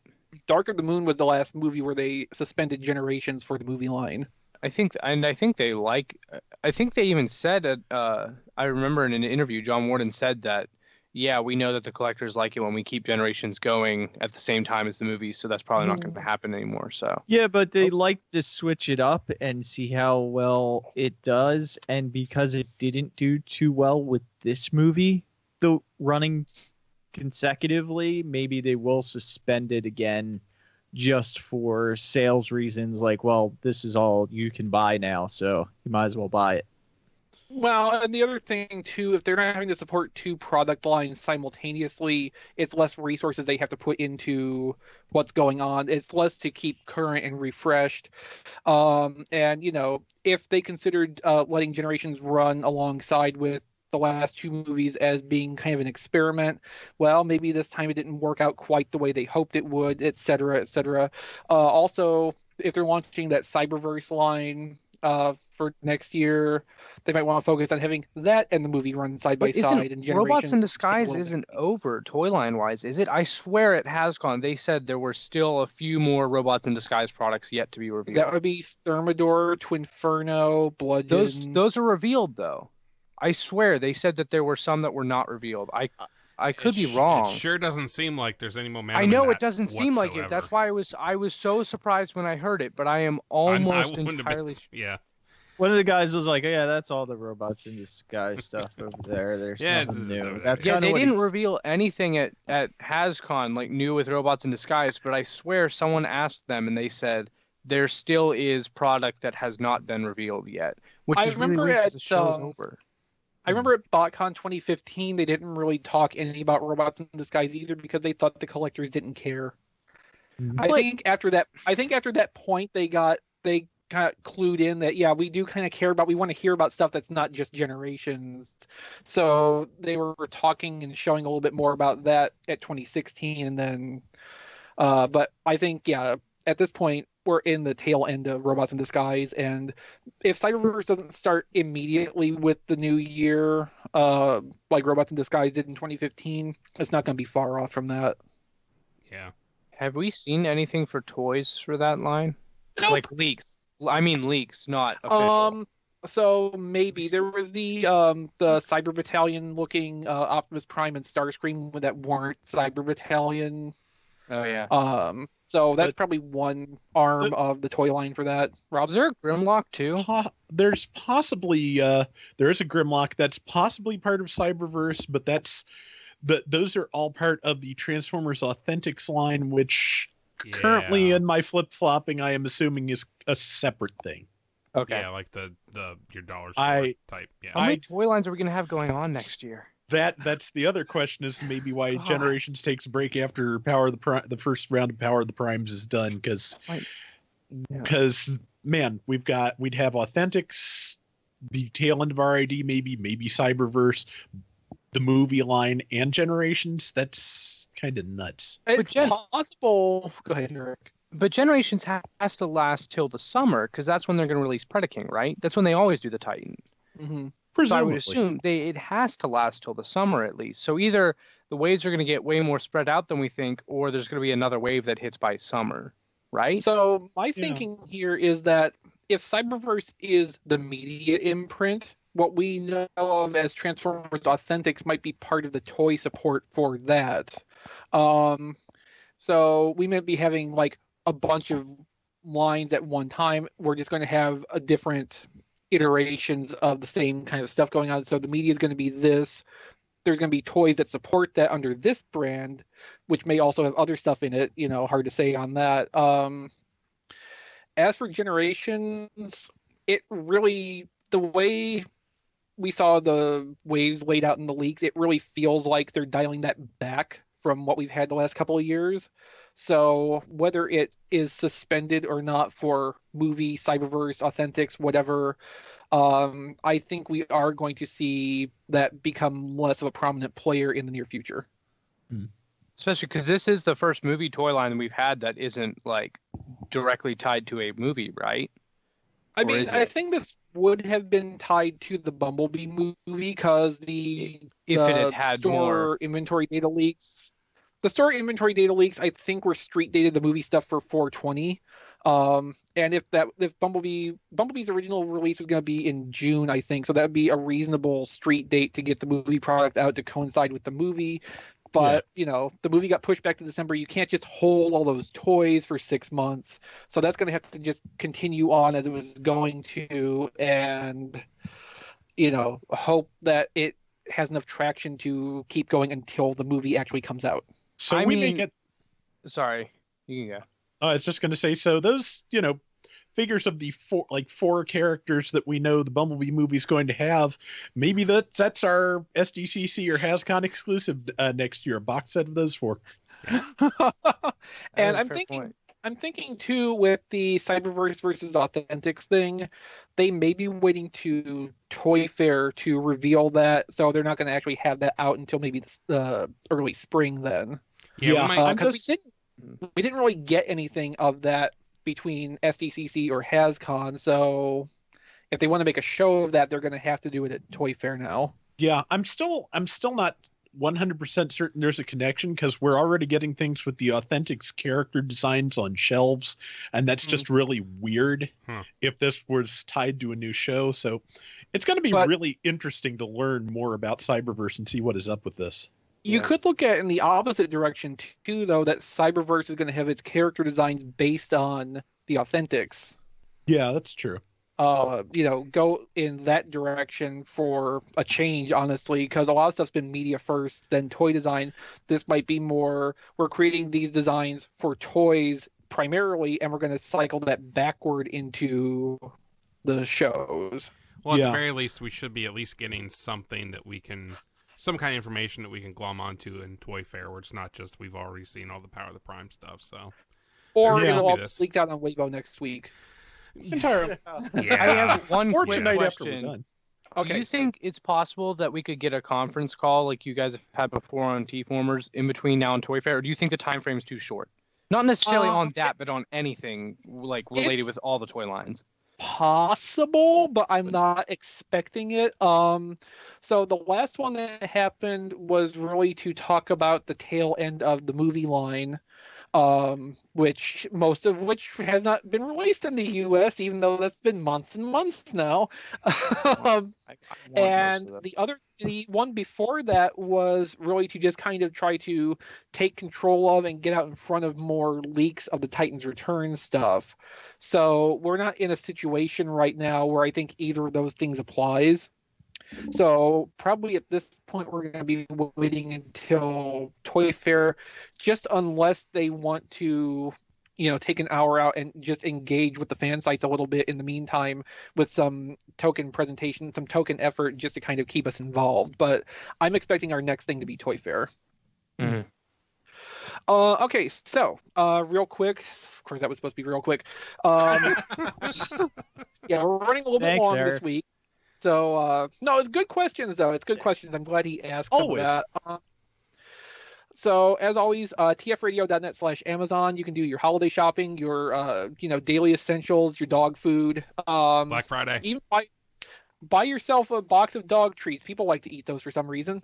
If you need an Alexa, good idea with the Black Friday. If you need an Alexa device or anything Amazon makes, it's going to be on sale on Black Friday. Yep. Yeah, there's going to be lightning deals all month long, especially, if you've been on the fence about getting a Prime membership, tfradio.net/Prime, you may be able to get a free 1-month trial. If not, Amazon now has a month-to-month option with Amazon Prime for, I think, $10.99 a month if you don't want to cough up the $100 all at once, if you're not sure you're going to use it enough. Amazon Prime's pretty cool, though. Oh, yeah. So you can sign up for that through our affiliate link. So this is the time right now. Just, be watching Amazon. Bookmark tfradio.net/Amazon. Use that when you go browsing around. You can find basically anything you need in life at Amazon, and even things that you don't. So many things that you don't. And in the process, you will help keep the show going. At least, taking a little bit of the hurt off of Kilby's pocket. But not too much. He needs that. And it's a whole he needs his pain. It's a whole lot of hurting. Rob, what is on TFormers this week? As if I didn't know already. Yeah, you definitely know. Exvee has done 3 really great galleries for some older figures. In this case, RAD Combiner Force Blur, and Legends Nightbird, Shadow, and Slipstream, and these all look fantastic. Thank you. Blur's my favorite. Blur looks really good. Yeah, I'm showing him right now on the colors stream. on that. The colors on that are just great. It's good toy too. Yeah, yes, it is. I still need to get some RAD stuff. I never did. So well, hopefully that'll turn up at Ross and you can get some. Yeah, fingers crossed. And also, I really like the effect you've got on the background for Nightbird Shadow, because that looks like a freaking 80s catalog picture right there. That is great. Yeah, I was kind of thinking, like, in the process of this, like, a silver and black toy against a gray background, that's not really gonna, work. Mm-hmm. So pop a filter on a light and just, flood the background. It works. It works really well. I'm pretty happy with how that one turned out. I don't blame you. And Slipstream also ran. Yes. Don, what's on the network this week? As if I didn't know already. What's on the network this week? Superhero Time presents that one episode of Star Trek in Theory. This week, we lead off with our spoiler conversation about the last episode of Discovery before its hiatus. It'll be back on, and my page just closed. Okay, hang on.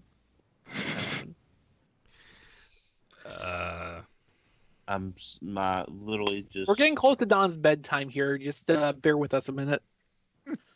No, it just okay. There we are. Something on my computer turned on, and okay. Anyway, so Don, what's on the network this week? Superhero Time presents that one of Star Trek and Theories with Discovery.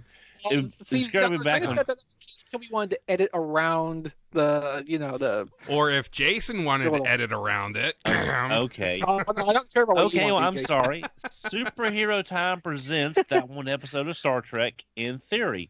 This week, we lead off with our spoiler conversation about the last episode of Discovery before its hiatus. It'll be back on January 7th, right in time for the podcast to be over. Finished!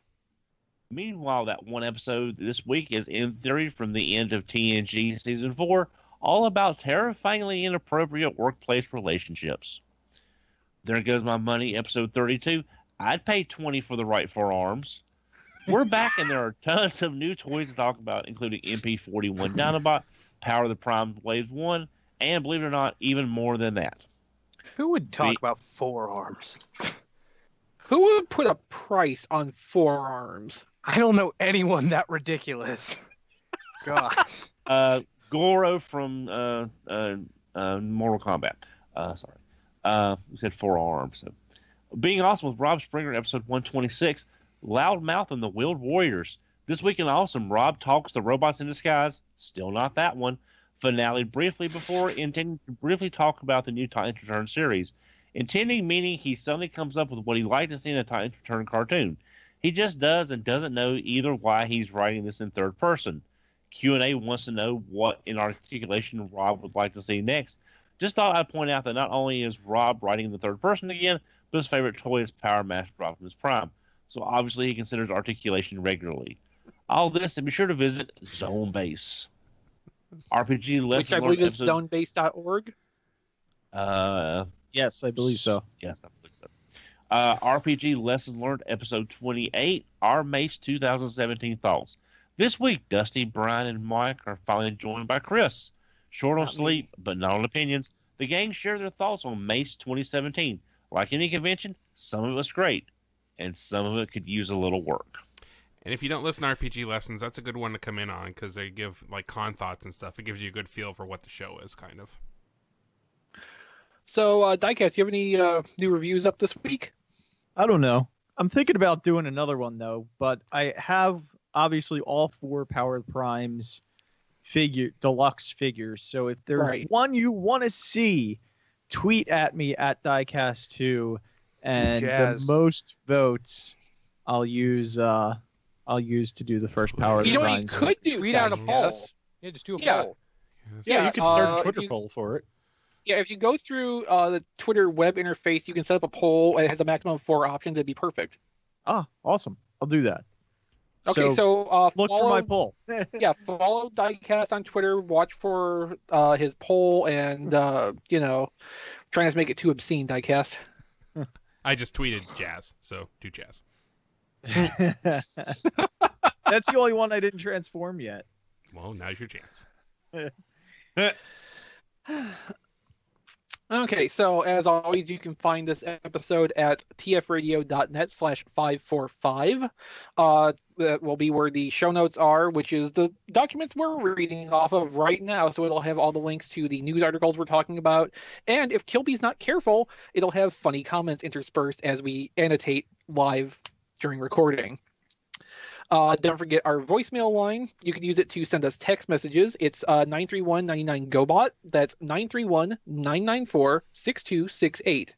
It will accept text messages. You can leave a voicemail. Nobody's going to answer the phone, but you can, get in touch with us various ways through that.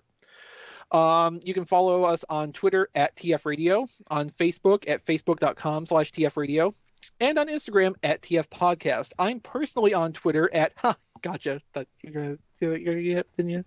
But you can follow my not Instagram, my Flickr account. Yes, I don't do Instagram. It's too much of a pain to go through the phone. You can follow my Flickr account. That is flickr.com/ChrisRTXV. And if you look on Twitter under that too, you'll probably also find me. I post a lot of toy photos usually as I'm testing different things with my photo setup. So if you enjoy experimental toy photography or just seeing what random thing I grab as I'm walking over deciding, hey, how about I try this with a camera this week? Well, that's pretty much what you're going to find. Also me complaining about, old food. Diecast, you're on Twitter at Diecast2, as we mentioned, but where else can people find you? You can find me on RFC Reviews, on YouTube at RFC Reviews, and on Facebook at Reviews by Diecast. And I'll fill in for Kilby this week, and you can find Chris on Twitter at ChrisRTXV. I mean, I kind of revealed that already, but, Secret's out. But while we're at it, you can find Matt on Twitter at Melvar. I was going to do that. 3 L's and 2 R's. Because he's not here to protest. Don? Don. Yes. Where can we Social find media you? Plugs. This week on that one episode of Star Trek. Oh, wait. All right. Sorry, everything kind of froze up again.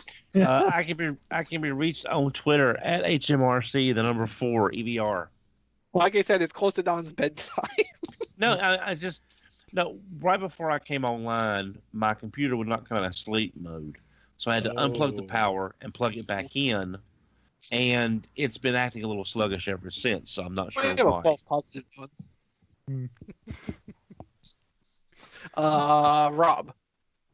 Okay, I am on Twitter at Figure Reviewers and Flailthroughs. I'm also on YouTube at Flailthroughs, still going through Gundam Breaker 3. And, of course, the video work that Exvee and I do for TFormers can be found on YouTube at TFormers TV. And be watching on there in the near future. I can't say exactly when because I don't have them yet, but I should, in the next day or so. Be watching for Power of the Primes content to start popping up on there as I get that produced. John, are you listening, or should I plug it for you? USPS depending. He's that John D everywhere you want to be. And then our guests, Eric, what are you into these days? You can find me at Eric Crowbar on Twitter, so you don't have to know my last name. Or how to spell it. Yeah. Hopefully you can spell the word crowbar. I'd be concerned if you couldn't. And you can also find me on Instagram at Aramis Prime if that's your thing, because I post desk bots every day, and Bisque is in most of them, as Jason alluded to. Fully deserved. I mean, yeah, he's a robotic lobster named Bisque. Like, come on. The recolor is Thermidor. I know. I can't wait to get Thermidor. They're going to be best friends. But you can also check out my YouTube channel, Nerdy Geek Talk, where I have a lot of podcasts because I've been doing one every single day for National Podcast Month. So there's a lot of different stuff up there. Make sure you check that out too. Wonder Lobster Powers activate. You can find me on Twitter at Jason S. Kirk, and I don't know why someone would do something as crazy as pointing out a podcast every day this week. Did I mention I'm pointing out a podcast every day this week? You can find them all month. This month. Well, this week too. Yeah, they're both right. Yeah. It might be one makes more sense than the other, kind of. True. It might be past Jason's bedtime too. And also, since he's not here, you can follow William Shatner on Twitter at William Shatner. Why? I don't know. We're giving out people's Twitters. Why not? Only people we hate. You can follow Brian at BKilby. Yeah. Or him. I'm done. Oh, okay. I didn't know if you wanted to plug your podcast more specifically than that or something. But Which one? Sure, I've whatever. done 15 of them this month. go Same. There look 'em goes all. my money. You could find them on. Yes. I'm pretty much permanent there, so just come find me. Eventually, well, you I'll... are the executive producer, right? True. Why do So- you think I gave because- him that name? So he'd have to do all the work. Because I Yeah, like because Dinobot. that's the only reason There Goes My Money is being made right now. Hey, Okay, I am okay with that. well, I guess that's gonna do it for RFC this week. Almost 2 hours later, it's an XV week. Remember it. Yep. Eric, thanks for being here to talk about new toys. Jason, thanks for sitting in for Kilby. Thanks for having me. Absolutely. And the rest of you, well, I mean, I see you all the time, so don't expect anything special. See you next Never week, do. everybody. Bye. Yeah, everyone. See ya. Go out and find some Power of the Primes. If Good you luck. can. You can.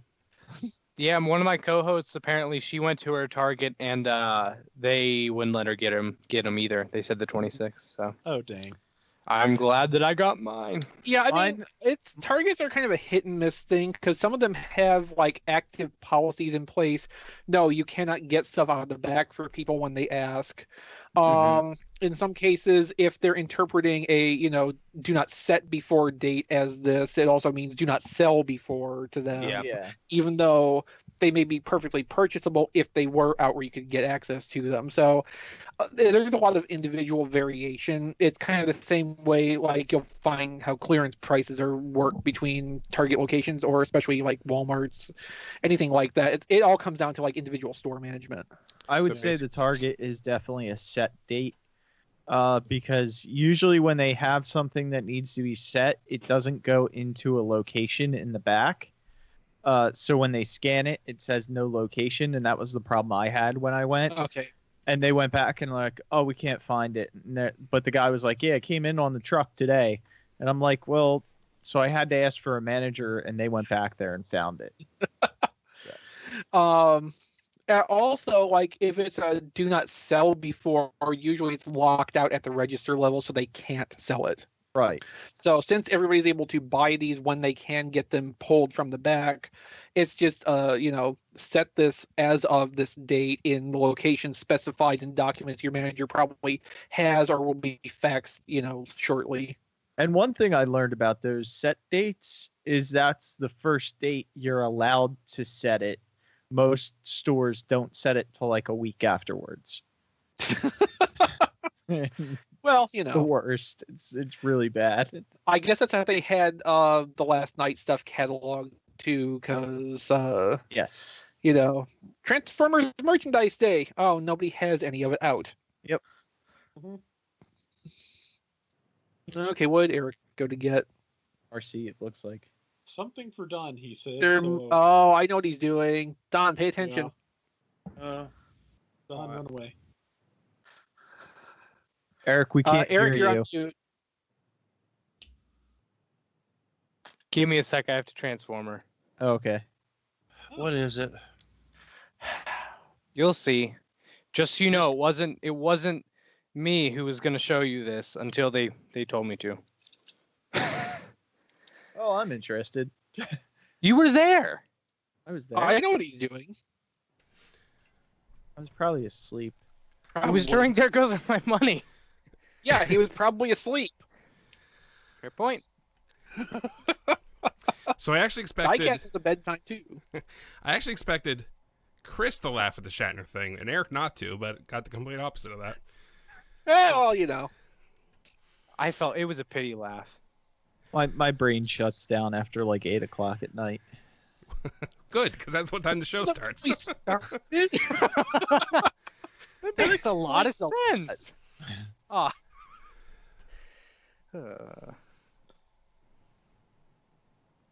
Are you almost done, Eric?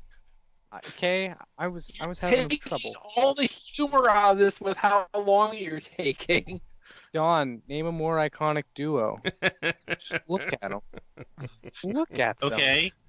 This and this. Your video froze that whole time. At least it did for me. Don, That it's Dead gave me the Master idea, though. Arcee 2.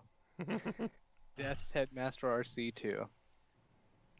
Well, guys, I do need to go because I've got to be up very early in the morning.